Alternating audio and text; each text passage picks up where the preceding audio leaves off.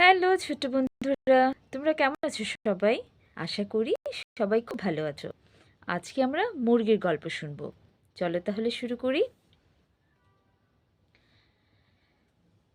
একদিন এক মুরগির বাচ্চা হাঁটতে হাঁটতে জঙ্গলে চলে গেল।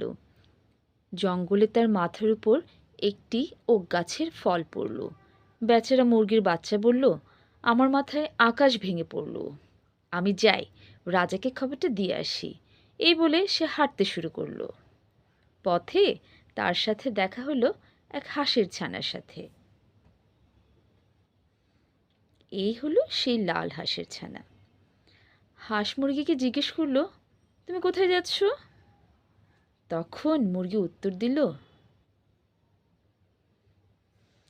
আমার মাথার উপর আকাশ ভেঙে পড়েছে, আমি রাজার কাছে যাচ্ছি রাজাকে খবরটা দিতে।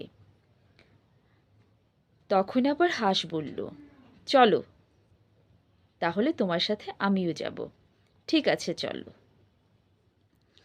মুরগির বাচ্চা আর হাঁসের বাচ্চা দুজনে মিলে একসাথে হাঁটতে শুরু করলো।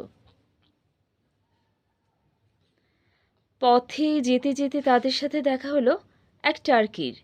টার্কি হাঁসকে জিজ্ঞেস করলো, তোমরা সবাই কোথায় যাচ্ছ?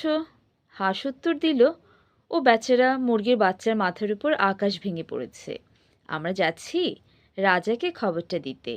ও আচ্ছা, বলল টার্কি মাথা দুলিয়ে, তোমরা যদি চাও তাহলে আমাকেও তোমাদের সাথে নিয়ে যেতে পারো। ঠিক আছে চলো। এবার সবাই মিলে দল বেঁধে যাওয়া শুরু করলো।